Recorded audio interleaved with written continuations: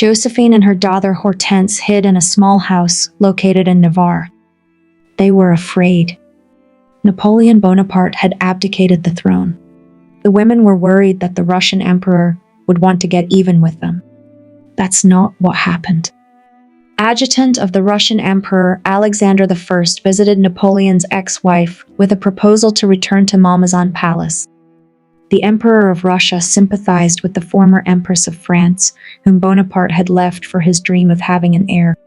Josephine was granted an annual pension of 1 million francs, and Hortense was allocated 400,000. Napoleon's ex-wife was allowed to use her property, including the Malmaison Palace. Alexander I became her protector, conquering not only France as a country, but also the former empress as the heart of that country. Malmaison once again became a place of festivities and meetings of the cream of society. Aristocrats, princes, kings, and the Russian emperor himself attended Josephine's lavish balls. The former empress was treated as an unjustly abandoned wife. Marie-Louise left France, therefore all the attention of the public took full possession of Madame Beauharnais. To Josephine went and talked at length, strolling in the park, the Emperor Alexander I, followed by all the others, the Prussian king, the Russian Grand Dukes Nicholas and Michael Bernadotte, who became heir to the Swedish throne, the German electors and marshals. Josephine received all with dignity. She remained the First Lady of France, to the great annoyance of the court of Louis XVIII, wrote Albert Manfred. Russian Emperor was amiable and courteous. Truly, there was a rumor about Alexander as an extension of Catherine the Great herself. He was calm, wise, clever, and cunning. He enjoyed the company of Josephine and Hortense, mother and daughter, but there was a feeling as if they were the same woman, only in their different years. Already on May 10, 1814, Josephine became ill. She was bothered by a general malaise, weakness, dizziness, and fever. She stoically received the Russian emperor in Malmaison, but could not walk for long. Josephine took a seat. She replied with a smile that she just needed some rest. Concerned, everyone withdrew. By evening, Josephine was running a fever. 4 days later, Alexander I decided to visit Madame Beauharnais again. Her personal physician, Dr. Oro, after examination, diagnosed the usual runny nose. Josephine was prescribed vomit to clear her stomach. But the medicine of the time was more capable of harm than cure. For example, the vomiting medicine was made with mercuric chloride. This substance is toxic, causes damage to mucous membranes, as well as internal organs and the central nervous system. So it's not surprising that a week after the treatment, Josephine felt as if she had a burned throat. Alexander was concerned. He offered to send his doctor to examine her, but Josephine refused. She trusted her doctor's skills. Despite Josephine's grave condition, Dr. Oro was not preoccupied with his patient. Every day he left for Paris, either on his own business or for a walk. On May 25, Josephine began to feel ill. Since Dr. Oro was absent, another doctor was invited. The invited doctor was horrified. Josephine decided to put a couple dozen leeches on her back. And the next day, Madame Beauharnais was checked by the personal surgeon of the Russian emperor. He suggested abscess plasters for treatment. No 19th century methods helped the empress cope with the disease. She was withering away before her eyes. On the night of May 28, Josephine fell into a 5-hour lethargic sleep. Hortense and Eugene were very concerned about their mother's pitiable condition. Hortense even fainted, unable to cope with the overabundance of feelings. And when she woke up, she was held by Eugene's hand.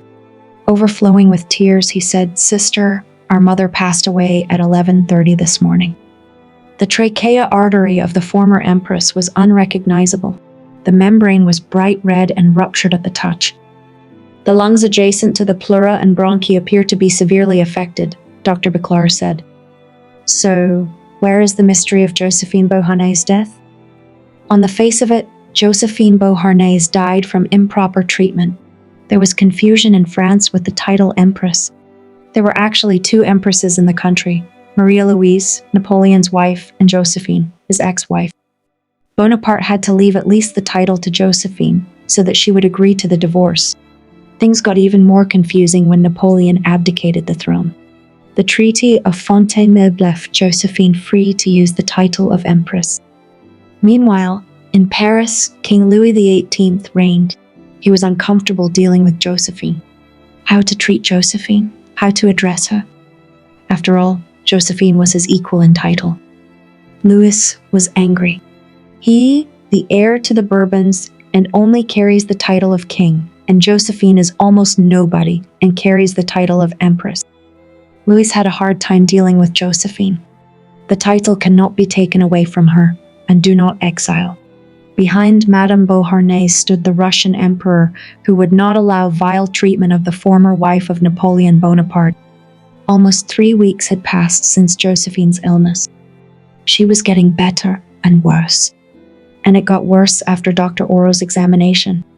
Even stranger was the treatment of her runny nose with vomit. The doctors disagreed about the cause of death, whether it was pneumonia, sore throat, or diphtheria. So, almost immediately after Josephine's death, there were speculations of poisoning. Someone learned from the maid that the empress's body oil was highly poisonous and caused irritation and fever. Others said that Josephine received a poisoned bouquet of flowers from Talleyrand. Some hinted that if it was a poisoned flower, it was a lily flower. The lily was the symbol of the Bourbons. That is, it was speculated that Louis XVIII might be involved in the death of Bonaparte's ex-wife. Again, the character of Louis XVIII was far from vindictive, far from hostile. The burly king was characterized by melancholy and lack of energy. If we look at the reflections of the Russian aristocracy, everything becomes even more mysterious. Russian Princess Vorontsova hinted that Josephine had revealed a terrible secret to Alexander I. Allegedly, the son of Louis XVI is alive. He had been helped to escape from prison. And Louis XVIII illegally occupies the throne and somewhere holds the real King of France, Louis XVII. According to the same legend and rumor, Alexander I told Talleyrand that he knows the whole truth. So Talleyrand sent Josephine a bouquet of flowers so that the empress would not reveal the secret to anyone else. But in reality, it was virtually impossible to tamper with and help the real son, Louis XVI, escape. Although some people dispute the examination of the Dauphin's body, they say that the doctors answered somehow veiled, not naming exactly that the boy was the son of the king. A 2000 examination confirmed that the remains of the Dauphin's burial matched the DNA of Marie Antoinette's hair. There are many mysteries in the history of France. For example, it is not clear who the man in the iron mask was. We can't say for sure what was true and what wasn't.